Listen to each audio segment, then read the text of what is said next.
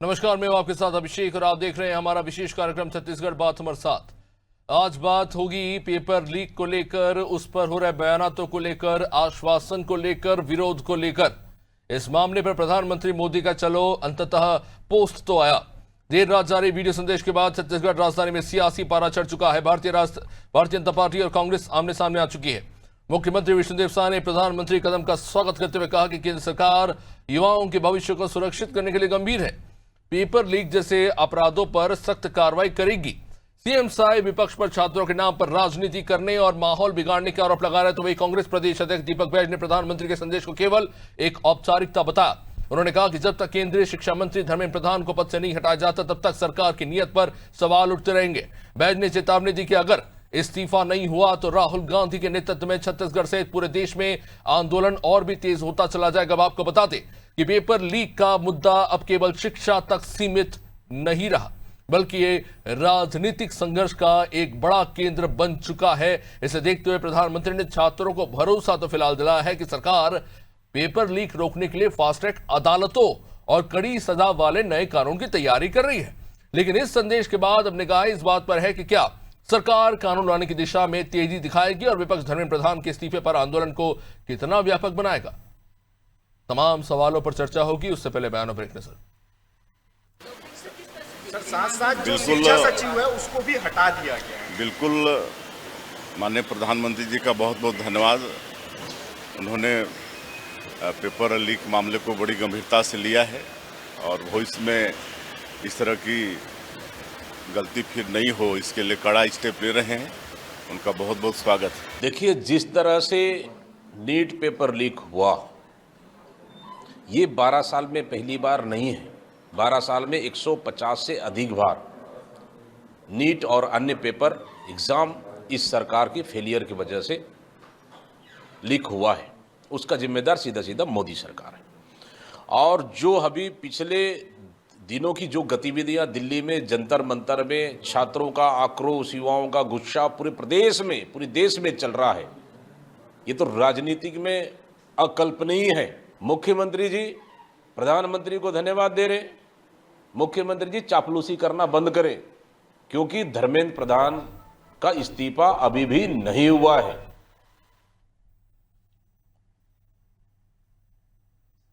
तो सवाल यह है कि आखिरकार प्रधानमंत्री मोदी ने अपने ऑफिशियल सोशल मीडिया हैंडल से इस बात को लेकर कम से कम जिक्र तो किया कि जिन लोगों ने हमारे देश के युवाओं के भविष्य के साथ खिलवाड़ किया है, उनको लेकर फास्ट ट्रैक कोर्ट चलाया जाएगा। फास्ट ट्रैक कोर्ट मेरे ख्याल से अभी पहली बार नहीं सुन रहे हैं। इससे पहले बेटियों के साथ बलात्कार को लेकर भी इसी तरह की बातें हुई हैं। एसआईटी, फास्ट ट्रैक कोर्ट, तमाम तरह की बातें। उसके बाद क्या होता है भगवान ही जाने। समझने की कोशिश करेंगे। हमारे साथ जुड़ रहे हैं इस चर्चा में वात्सल्य मूर्ति बीजेपी से, विनय शुक्ला कांग्रेस से, गंगेश द्विवेदी वरिष्ठ पत्रकार हमारे साथ। बहुत बहुत स्वागत आप सभी मेहमानों का चर्चा में जुड़ने के लिए। सीधे बात करेंगे वात्सल्य मूर्ति जी, ये जो फास्ट ट्रैक कोर्ट का ये जो ख्याल है आ तो गया, चलिए ठीक है, अच्छी बात है, कम से कम इसे एड्रेस तो किया गया, पर इस ख्याल को आने में थोड़ा समय नहीं लग गया? अभिषेक जी नमस्कार, सभी पैनलिस्टों को नमस्कार। देखिए अभिषेक जी, जिस तरीके से देश में नक्सलवाद की एक समस्या थी, जो दशकों पुरानी समस्या थी, पहले तो हमें ये एक्सेप्ट करना पड़ेगा कि पेपर लीक की समस्या भी दशकों पुराना एक कैंसर था। और माननीय मुख्यमंत्री जी ने प्रधानमंत्री जी को धन्यवाद कहा, जिस पर ये जो राजनीति हो रही है। अभिषेक जी, मैं आपको एक वीडियो, 15 सेकंड का वीडियो है, पहले ये वीडियो मैं दिखाना चाहूंगा। आप उसका तारतम्य समझा दीजिए। 15 मिनट का वीडियो हम नहीं दिखा सकते इस वक्त। देखिए इस वीडियो में प्रियंका गांधी जी, राहुल गांधी जी ये एक्सेप्ट कर रहे थे कि भाई देश में जो पेपर लीक की बड़ी समस्या है, इसका हल बहुत मुश्किल है। पंजाब में पेपर लीक हुआ, कर्नाटक में कल 2 पेपर लीक हुआ, राजस्थान में हुआ, ये सारी समस्याएं हैं, मगर कम से कम प्रधानमंत्री जी ने फास्ट ट्रैक कोर्ट का गठन किया है, एसआईटी, सीबीआई को जांच सौंपी है। 18 लोगों के घर में बुलडोजर चला है, 18 लोगों पर एफआईआर हुई है। ये सारी कार्यवाहियां देखिए पहली बार हुई है। और निश्चित तौर पर सिर्फ इस्तीफा मांगना, इस्तीफा ले लेना सॉल्यूशन नहीं होता है। हो सकता है कोई नए मंत्री आएंगे, उसके बाद फिर होगा। कहीं ना कहीं कड़े कानून बनने जरूरी है और जिस तरीके से बहुत सारे देश की समस्याओं का हल ढूंढा गया है, निश्चित तौर पर इस बार जो एक कड़े कानून बने हैं, 1 करोड़ का मुआवजा, 10 साल की सजा, उस 10 साल की पर सजा विपक्ष जो कह रहा है उम्र कैद कि की जिस सजा में तरह का बदलने की बयान बात है। निकलकर सामने आया है प्रधानमंत्री जी का, और जिसका धन्यवाद जो है छत्तीसगढ़ के मुख्यमंत्री विष्णुदेव साय कर रहे हैं, वो एक औपचारिकता मात्र है, इस पर आप क्या कहेंगे? इतने बृहद संख्या में अगर वहां पे बच्चे पहुंच रहे हैं और वहां पर कहा जा रहा है कि ठीक है हम फास्ट ट्रैक कोर्ट बनाएंगे और कार्रवाई करेंगे, ये तो वो वाली बात होगी कि चोट लगने के बाद हम जख्म पे मरहम जरूर लगाएंगे, पर सवाल यह है कि आखिर चोट लगी क्यों? अभिषेक जी, सवाल आपका किससे है? मेरा सवाल आपसे ही है सर, वात्सल्य जी आपसे। ठीक है अभिषेक जी, जी जी जी बिल्कुल अभिषेक जी, ठीक ऐसा ही मीडिया वाले और विपक्ष जब कश्मीर की समस्या हल नहीं हो पा रही थी तभी भी कहा जाता था आज कश्मीर में शांति है। ठीक ऐसा ही नक्सलवाद के मुद्दे पर भी कहा जाता था आज नक्सलवाद जड़ से उखाड़ दिया गया। और आपने ठीक ऐसा ही आपने तो वात्सल्य जी मुझे भी कटघरे में लाके खड़ा कर दिया, मीडिया वाले ठीक जैसे जी बिल्कुल विदेश में जो है वहां के जो प्रवक्ता थे उन्होंने कह दिया कि प्रधानमंत्री जी क्यों वहां पर सीधे जनता के साथ प्रेस कॉन्फ्रेंस नहीं करते, तो उन्होंने कह दिया कि media is an intermediary, if we are intermediary what the hell we are doing then, छोड़ दें हम अपनी नौकरी। तो अभिषेक जी मैंने क्या कहा? मैंने तो कहा मीडिया वाले जो सवाल किया करते थे इसमें आपको बुरा मानने की जरूरत नहीं है। मैंने कहा मीडिया वालों के जो सवाल थे आप इतना बुरा क्यों मान गए? मैं तो मुस्कुरा रहा हूं सर। तो आपका काम है। नहीं, आप जिस तरीके से बुरा मान गए हैं, देखिए मीडिया के सवाल, विपक्ष के सवाल सर आंखों पर, हम सत्ता में है, हमें जवाब देना है, हम ही जवाब देंगे।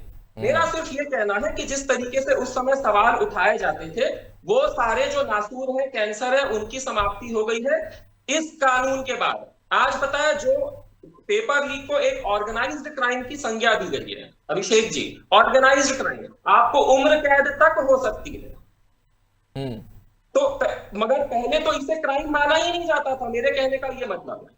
पहले कल कर्नाटक में 2 पेपर लीक हुए हैं। तो समस्या कानून की 2 पेपर लीक हुए हैं। तो समस्या कानून की गंभीरता को लेकर इस पे लौटूंगा। हमारे साथ कांग्रेस से भी हमारे जो है मेहमान इस वक्त जुड़े हैं, उनसे भी बातचीत करने की कोशिश करेंगे। विनय शुक्ला जी, ये जो आउटरीच हो रहा है, has it been taken out of proportion? क्या इसे इस तरह से देखा जाए, किस तरह से देखें? क्या इस मुद्दे को अब एक राजनीतिक रूप में परिवर्तित किया जा रहा है? क्या इस मुद्दे को कहीं ना कहीं, जैसा कि कह रहे हैं बीजेपी, इसे एक राजनीतिक मुद्दा बनाकर बच्चों के कंधों पर चढ़कर विपक्ष जो है इसका अपना राजनीतिक फायदा लेने की कोशिश कर रहे हैं अपने चुनावी फायदों के लिए? देखिए, सबसे पहले तो आपको, आपके दर्शकों को और साथी पेज को नमस्कार करता हूं। भारतीय जनता पार्टी की दोहरा चरित्र को आप हमारे साथी प्रवक्ता द्वारा भी देखे और देश में दिल्ली की हालत जो है उसको भी आप देख रहे हैं।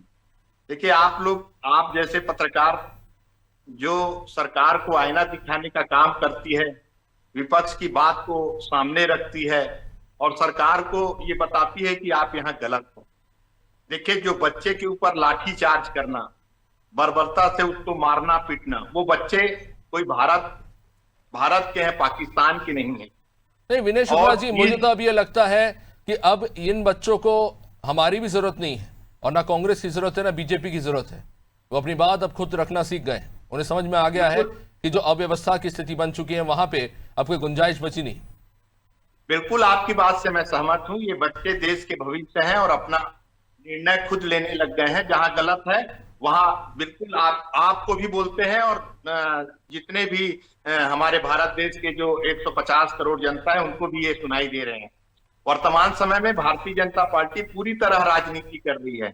मैं आपको एक याद दिलाना चाहता हूं कि 2014 में अन्ना हजारे, 13-14 में अन्ना हजारे ने भी एक आंदोलन किया था जंतर मंतर, और उस जंतर मंतर से जो इतिहास दोहराता है, आज 2026 में भी वो आंदोलन चल रहा है हमारे जेएनजी के द्वारा।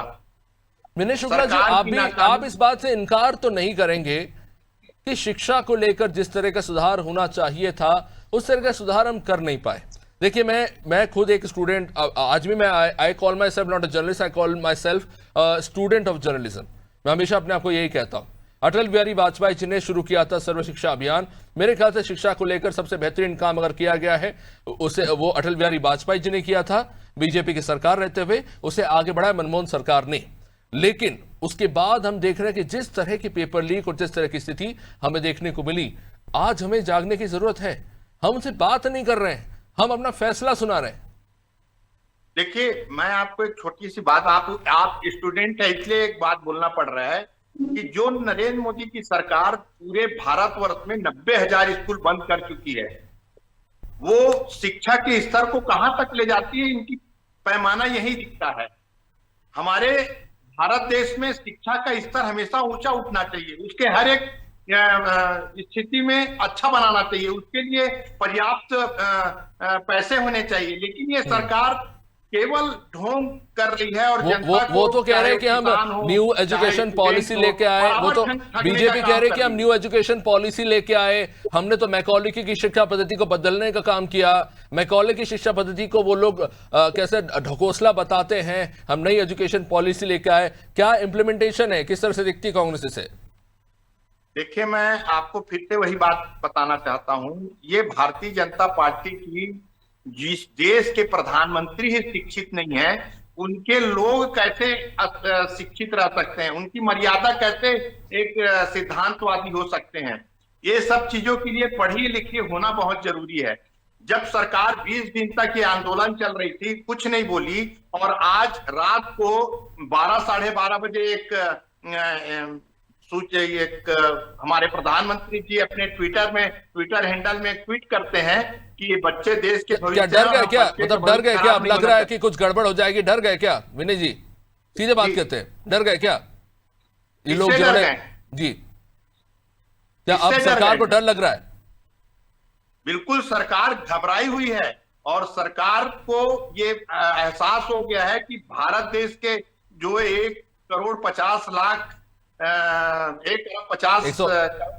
संख्या है, वो समझ चुकी है नरेंद्र मोदी की स्थिति को, इसलिए उनको डर लग रहा है। और उनको तो सीधा सीधा शिक्षा मंत्री जी का इस्तीफा ले लेना चाहिए, इतना आंदोलन चलना ही नहीं चाहिए। लेकिन अहंकारी सरकार कहां जाएगी? चलिए, गंगेश जी पिछली बहुत देर से सभी को सुन रहे हैं, उनसे समझने की कोशिश करेंगे। गंगेश जी, कल तक वो कॉकरोच था, विदेश से आया हुआ एक आदमी था, ये सोशल मीडिया का आंदोलन था, तमाम तरह की बातें हुई। उसके बाद हमने देखा किस तरह से सोनम वांगचुक को वहां पे वे लोग आते हैं जो पुलिस वाले, सो कॉल्ड पुलिस वाले गूंस बन के एक तरह से आते, चादर लपेट के, और वहां पे चादर इस तरह से सोनम वांगचुक जी को वहां से उठा के लेकर जाते हैं। गलती वहां पे जिस तरह से उनको लेके गए, कम से कम वर्दी पहनकर तो आते, वो गलती उन्होंने की। उसके बाद वहां पर जो हमने देखा 20 जुलाई को दूसरी अगली गलती, बच्चों को बेरहमी से मारा। 12 साल, 15 साल, 16 साल के बच्चों को जिस तरह से वहां पे पीटा गया, और उसके बाद एक के बाद एक ये चीजें हो रही हैं। पर आखिरकार चलिए सही, एक उम्मीद मान लीजिए, या फिर कह सकते कि अब शायद अब समझ में आने लगी है गलती, कैसे इस तरह से देखा जाए जो ट्वीट आया है। पर अभी भी वो ट्वीट नहीं है, फास्ट ट्रैक कोर्ट बनाने की बात कर रहे हैं। How should we take that? यह बात हो रही है कि सुधार कैसे होगा, और वहां अगला कोई बात कर रहा है कि जख्म होने के बाद हम मरहम कैसे लगाएंगे। बिल्कुल, वहां पर कहना एकदम वाजिब है। जब मर्ज पूरा बदल गया, कंट्रोल से बाहर हो गया, प्रयास करनी शुरू की गई, वो भी अभी गलत दवा दे रही है सरकार। मुझे तो केंद्र राज्य सरकार की तो बातें छोड़ दीजिए, केंद्र सरकार में से नरेंद्र मोदी जी की सरकार है, और उनके अंदर मुझे सरकार के अंदर मैंने पिछले 12 सालों ऐसे घोटाले घपले हुए, मुझे लगता है नैतिकता नाम किसी की सरकार को समझ में नहीं आती है। ये लोग बार बार छोटी छोटी गलतियों को कांग्रेसियों को दोष देते हैं। अरे उनके तो प्रधानमंत्री इस्तीफा देते थे, लाल बहादुर शास्त्री को आप याद कर लीजिए, वहां से लेकर कड़ी मोदी तक 2013 तक कई इस्तीफे हुए नैतिकता के नाम पे, और कार्रवाइयां भी हुई। आप बता दीजिए 2014 के बाद 13 के बाद से जब से भाजपा की सरकार बनी 12 साल में कितने इस्तीफे हुए नैतिकता के नाम से, और कितने बड़े बड़े घोटाले उजागर हो रहे हैं, सामने आ रहे हैं। और ये बच्चों के साथ आप लोगों ने हरकतें, 1 महीने से बच्चे लगातार शांतिपूर्ण तरीके से प्रोटेस्ट कर रहे हैं। दोनों माध्यम जैसे व्यक्ति वहां पे आके शांतिपूर्ण तरीके से। थोड़ा समय सीमित में इस बात पर आना चाहूंगा कि हर मामले को लेकर एक तरह की एक कॉमन लैंग्वेज बन गई है, फास्ट ट्रैक कोर्ट, बना देंगे हम, एसआईटी गठित कर देंगे हम। एक तरीका लगता है कि एक बढ़िया तरीका है ये, कोई भी मुद्दा हो एसआईटी बना देंगे, सीबीआई जांच करा देंगे, फास्ट ट्रैक कोर्ट बना देंगे, उसके बाद उस मुद्दे का क्या भगवान जाने। मैं तो बोल रहा हूँ कि मतलब नैतिकता के नाम पर जो काम होना चाहिए उसको छोड़ के सरकार दुनिया भर की बातें कर रही है, उससे क्या होगा? आप गलत इलाज कर रहे हैं। सबसे पहले तो प्रधानमंत्री और गृह मंत्री को बच्चों से माफी मांगना चाहिए, 1 महीने से उनसे बातचीत करना चाहिए सामने आके। आप ट्विटर से क्यों जारी कर रहे हैं? आपको सामने आके बच्चों से बात करने की हिम्मत नहीं है क्या? जाके सुनिए उनके जवाब, क्या है उनके सवाल। वो मनमोहन सिंह मर रहे हैं, मनमोहन सिंह को बोला जाता था कि आप मुख्यमंत्री प्रधानमंत्री थे, अब क्यों गूंगे हो रहे हैं? आप तो बहुत वाचाल प्रधानमंत्री थे, क्या हो गया आपको जब से ट्रम्प का आपको नहीं? एक चीज तो मैं वाकई मानता हूं गंगेश जी कि इस देश के सबसे ताकतवर अगर कोई प्रधानमंत्री थे तो नेहरू ही थे, क्योंकि उनकी मृत्यु के बाद भी आज भी उनकी नीतियों का प्रभाव हम देख रहे हैं, जिससे ये सरकार 12 साल बाद भी उभर नहीं पा रही है। हर बात पे वो पुरानी सरकार को 60 साल की कांग्रेस को कोसने में लग जाते हैं। लेकिन मौजूदा, मैं अभी कोर्ट की प्रोसीडिंग्स देख रहा था और मैं हैरान था मैं ये देख के कि किस तरह की स्थिति है वहां पे एक एडीसी भी फिलहाल अभी उन्हें हटाया गया है। जिस तरह से वो बच्चियों को मार रहे थे, क्या वो ठीक है? क्या किस तरह का प्रेसिडेंट सेट कर रही है पुलिस? बुरा लगता है। वो बेचारे पुलिस वाले भी अपना काम कर रहे हैं, खैर उन्हें भी शायद बुरा लगता होगा। मैं ये नहीं मानता कि वो इनह्यूमन है, पर ऐसी स्थिति बन जाती है एक नौकरी करते हुए कि आज ऐसा है कि मतलब एक डिवाइड बन गया है। कैसे बचाए अपने देश के बच्चों को और अपनी देश की पुलिस को भी? वो इनह्यूमन नहीं है, लेकिन कैसी स्थिति हमने बना दी वहां पे। How should we address that? जी जी, देखिए बच्चों ने समझा दिया है प्रधानमंत्री और गृह मंत्री को, या डंडे का इस्तेमाल करोगे तो हमारे पास बड़ा समूह है। आज हमको भाजपा का और दुनिया की शक्ति की पार्टी मत समझना, हम पूरे देश में फैले हुए बच्चे हैं। आज देखिए एक जगह आप लाठी चलाई, कल बिहार का प्रदर्शन आपने देखा है, मजाक उड़ा रहे थे बच्चे तो पुलिस वालों का। आप लेके आइए, बैरिकेड्स लेके गायब कर दिए उन्होंने, बोले फुवारा मारिए, छोड़िए। आपने तो दिल्ली में अत्याचार किया ना, करिए हमारे ऊपर। बच्चे प्रोटेस्ट कर रहे हैं, इनका जवाब है शर्म से डूब मारना चाहिए इस सरकार को। जाके माफी मांगे पहले इन बच्चों की सरकार। प्रधानमंत्री को जाके फेस करना चाहिए, गृह मंत्री को जाके फेस करके, शिक्षा मंत्री को जाके बात करना चाहिए। क्यों बात की? जब निर्मला पोजीशन आपके घर का घेराव करता है तो आप उस तरफ निकलते हैं अपने बिल से बाहर, इसका क्यों छुप के बैठे हैं आप? एक तरह से आपको जाके बच्चों से सीधे बात करना चाहिए, उनकी समस्या सुनना चाहिए, उनके दुख दर्द को शेयर करना चाहिए। अगर आप सच्ची तरीके से अगर उनके बारे में आप सोचते हैं तो, लेकिन आपको कोई चिंता ही नहीं है। आज तो लोकसभा और राज्यसभा की कार्रवाई भी हमने देखी, जो मात्र 5 मिनट में सिमट गई। वात्सल्य जी, जाहिर तौर पर आपकी प्रतिबद्धता है, आप प्रवक्ता अपनी पार्टी के, लेकिन दिल तो आपका भी दुखता होगा जिस तरह की स्थिति वहां देखने को मिली। अपने ही बच्चे हैं, कुछ सवाल पूछना चाह रहे हैं, पार्टी के नेता गए हैं। मैंने देखा चंद्रशेखर आजाद जी भी वहां बैठे हुए थे लोकसभा में, वहां पे भीमराव डॉक्टर अम्बेडकर की प्रतिमा के नीचे वहां पे प्रदर्शन कर रहे हैं। आप ही के पार्टी के नेता मेघवाल जी वहां पे गए थे, उनसे बात कर रहे थे। बात करना पड़ेगा वात्सल्य जी, बात नहीं करेंगे तो कैसे काम चलेगा? अभिषेक जी, बस एक निवेदन करूंगा। क्या हो सकता है कई बार मैं कुछ बोलूं, आप उत्तेजित होकर मेरी पूरी बात ना सुन पाए, कम से कम मुझे 1 मिनट अनइंटरप्टेड दीजिए। जी जी, बिल्कुल अनइंटरप्टेड, है ना, तभी आप मेरी बात समझ पाएंगे। देखिए अभिषेक जी, जब ये पेपर लीक हुआ उसके बाद से पूरा मई महीना, जून महीना, जब तक सीजेपी का आंदोलन शुरू नहीं हुआ तब तक माननीय मंत्री जी ने 300 बच्चों और उनके अभिभावक उनसे मिले थे, माननीय मंत्री जी से मिले थे।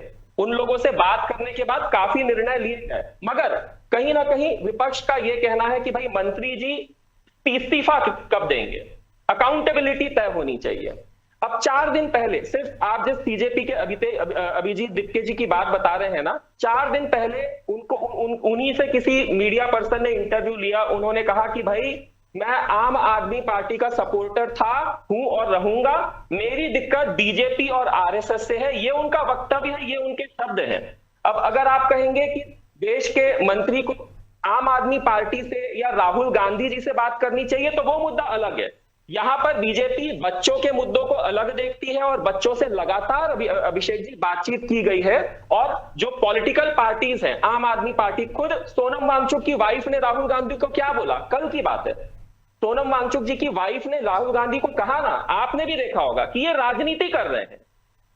तो राजनीतिक पार्टियों से अलग बात हो रही है, बच्चों से अलग बात हो रही है। अगर आप अभिजीत दिपके जी को, वो तो खुद कह रहे हैं कि मैं आम आदमी पार्टी का सपोर्टर था, हूं और रहूंगा, बीजेपी और आरएसएस का विरोध करता हूं और रहूंगा। 4 दिन पहले का उनका वक्तव्य है। ठीक है, आपके 1 मिनट खत्म है। अब मैं आता हूं उस मुद्दे पे जो आपने कहा। First of all you are misquoted. Abhijit Dipke ने कभी ये नहीं कहा कि वो सपोर्टर है, इज वर्कड विद आम आदमी पार्टी, उन्होंने ये कहा। पहली बात ये 4 दिन का पहले आपने देखा है, मैंने पूरा वक्तव्य देखा है sir. Please don't question my intelligence in that way. And the second thing is मुझे इस बात से फर्क नहीं पड़ता अभिजीत दीपके कौन है, मुझे इस बात से फर्क नहीं पड़ता। क्या धर्मेंद्र प्रधान जी उन 22 सुसाइड करने वाले बच्चे, 22 से उससे भी ज्यादा संख्या है, क्या उनसे मिलने गए, उनके परिवारों से मिलने गए? जवाब ले लीजिए। 22 जून 2026 आपने जो आपने वक्तव्य रखे, मैं उस पर आना चाहूंगा। तीसरी बात, सोनम वांगचुक जो है, उन्हें जिस तरह से उठाया गया वहां से, क्या वो ठीक था? क्या दिल्ली पुलिस, नहीं hold on second, civil dress में पहुंचे वाले लोग, we don't know, we saw the video, वो गुंडे थे, वो पुलिस वाले थे, हम नहीं जानते। Is this democracy? Is this the way we work? Is it a protocol? I just want to ask you. ये तरीका है? मैं जवाब दे रहा हूं। अगर वो गुंडे होते हैं, सोनम वांगचुक के साथ कुछ हो जाता, फिर?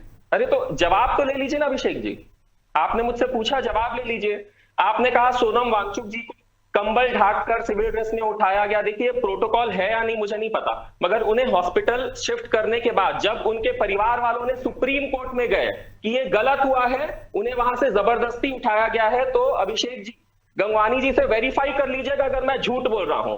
माननीय कोर्ट का वक्तव्य था कि उन्हें कोर्ट के आदेश पर और एज पर प्रोटोकॉल उठाया गया है। कुछ भी गलत उसकी डिटेलिंग मैंने बहुत अच्छे से पढ़ी। उन्होंने कहा था कि अगर सीरियस कोई इश्यूज होती है तो आप लेके चाहिए। खैर मैं उसमें घुसूंगा नहीं, मेरे पास उतना समय नहीं है, लेकिन मैं इस पर जरूर आना चाहूंगा। आप बच्चों के लिए आंसरेबल है। Sonam Wangchuk is the part of the protest, he is not the protest is about the students. तो वहां पे जो स्टूडेंट्स थे जिन्होंने सुसाइड किया, उन बच्चों के परिवारों के साथ क्या मुलाकात की धर्मेंद्र प्रधान ने? क्या उन्होंने एक बार भी जाके बात करी वहां पर, बात करने की कोशिश करी वहां पर? जेपी नड्डा जी के पास वहां पहुंचे, 4 घंटे तक वहां पे बिठा के रखा और उसके बाद कोई नतीजा नहीं निकला। किस तरह से देखें इसे? अभिजीत जी, हर बच्चे से, हर परिवार से लगातार बात चल रही थी, और मैं बताऊं, शायद अगर मैं आपको बताऊंगा तो आप नाराज हो जाएं। देखिए, ये हमारे देश के लिए, हमारी पार्टी के लिए और समाज के लिए शर्म की बात है कि हमारे देश में 13,000 बच्चे हर साल आत्महत्या कर रहे हैं। कांग्रेस वाले कहेंगे, मैं कांग्रेस की बात बताऊं तो हमें इसे कैजुअली लेना चाहिए। 80,000, ये शर्म की बात है, मैं ये मान रहा हूं। आप उन 20 बच्चों की बात कर रहे हैं, मैं 13,000 जो बच्चे आत्महत्या कर रहे हैं उसकी बात कर रहा हूं। सर ये चंद हफ्तों के अंदर हुआ है, ये चंद हफ्तों के अंदर हुआ है और एक ही एग्जाम के चलते हुआ है। अभिषेक जी, नीट के बाद चंद हफ्तों में आप रिकॉर्ड निकाल कर देख लीजिए, हर साल। और ये वो आंकड़े जो हमें पता है, बाकी तो पता नहीं कितने हैं। अभिषेक जी, नीट के बाद चंद हफ्तों की बात कर रहे हैं ना, चंद हफ्तों में ही हर बार ऐसा होता है। ये हमारे एजुकेशन सिस्टम की कमजोरी है, न केवल एजुकेशन सिस्टम, माँ बाप की और समाज की भी कमजोरी है। हम सबको इसके खिलाफ लड़ना पड़ेगा। कैसे लड़ेंगे? बात ही नहीं करना चाहते। अभिषेक जी, जितनी जिम्मेदारी माँ बाप की है, सरकार की है, उतनी ही जिम्मेदारी मीडिया की भी है। यहाँ पर 13,000 अगर बच्चे आत्महत्या कर रहे हैं तो क्या माँ बाप का उस पर कोई वो नहीं है? समाज का उस पर कोई जिम्मेदारी नहीं है? सरकार की उस पर कोई जिम्मेदारी नहीं है? मीडिया की नहीं है? मैं वही कह रहा हूं, हम सबको साथ आना पड़ेगा, मगर यहाँ पर राजनीति हो रही है, बात उस पर वो हो रही है। आप सारा गंगेश जी, आप कुछ कहना चाह रहे थे? मेरे पास समय थोड़ा सीमित है। गंगेश जी कुछ कहना चाह रहे थे आप, इसके बाद मैं क्लोज करूंगा जी। बिल्कुल, मैं भी कहना चाह रहा था, खाली नीट की बात नहीं है। आपने सीबीएसई जैसे अच्छे बोर्ड को आपने क्या बना दी है, उसका क्या है था? स्कैन, मोबाइल से स्कैन करके बच्चों का रिजल्ट कितना प्रॉब्लम हुआ। लाखों बच्चे 17,000 जगह जगह टेट हो रही है। कहाँ है एजुकेशन सिस्टम को? आपने कहाँ ले जाना चाहते? ये पॉलिटिकल इशू नहीं है। नंबर 1, नंबर 2, प्रधान सेवक, चौकीदार, कैसे प्रधान सेवक है यहाँ पर, कैसे चौकीदार है? क्या अपने बच्चों के साथ जाके बात नहीं कर रहे? सेवक है आप, बात करने को तैयार नहीं, आप ट्विटर में जारी कर रहे हैं, आप जाके क्यों नहीं मिलते हैं? इतने बड़े चौकीदार और प्रधान सेवक है तो कहाँ है आपकी सेवा भावना? और उसी तरह से उनके गृह मंत्री डंडे चलवा रहे हैं और माफी नहीं मांग रहे बच्चों से। मुझे लगता है इस पर बात होनी चाहिए और बच्चों से जाके माफी मांगनी चाहिए दोनों को। प्रधानमंत्री और गृह मंत्री दोनों को। निश्चित रूप से बहुत बहुत शुक्रिया आपसे विमानों के चर्चा में जुड़ने के लिए। तो बात वही है कि बच्चों से प्लीज बात कीजिए, और ये बात सिर्फ नेताओं से नहीं हो रही है। बच्चे प्रेशर में होते हैं, सालों साल प्रिपरेशन करते हैं एग्जामिनेशंस के लिए, सफल होते हैं नहीं होते हैं वो अपनी जगह पर है। कॉम्पिटिटिव एग्जाम से इतनी बड़ी आबादी है, चीजें होती हैं, लेकिन जब उन्हें यह पता चलता है कि जिस व्यवस्था पर विश्वास करके वो पढ़ाई करते हैं, एग्जाम देते हैं, और उसके बाद उन्हें पता चलता है कि वो व्यवस्था ही रिग्ड है, वो व्यवस्था अपने आप में ही भ्रष्ट है, तो आखिर वो बच्चे कहाँ जाए, किससे बात करें? वो बच्चे जो आज सड़क पर हैं, आज दिल्ली की बारिश में वहां पे खड़े हैं, कोई फुटपाथ पे लेटा है, कोई लाठी खा रहा है, कोई किसी की टांग टूट गई, किसी का सर फट गया, और भी लोग पहुंच रहे ट्रेन से वहां पे, इनका पैसा नहीं है, कुछ नहीं है, किसी की मां नहीं है, किसी का बाप नहीं है, और शायद अब तो कुछ लोगों के साथ तो ऐसी स्थिति कि वो अस्पताल में अधमरी हालत में पड़े हैं। आखिर उनको कौन देखेगा? उनके लिए कौन खड़ा होगा? कॉकरोच जनता पार्टी की बात या नहीं हो रही है? इस देश की शिक्षा व्यवस्था को बदलना होगा। न्यू एजुकेशन पॉलिसी बनाने से कुछ नहीं होगा अगर आप उसका इंप्लीमेंटेशन ही ढंग से नहीं कर पा रहे। व्यवस्था तभी सक्षम रूप से काम करती है जब व्यवस्था को संचालित करने वाले लोग भ्रष्ट ना हो।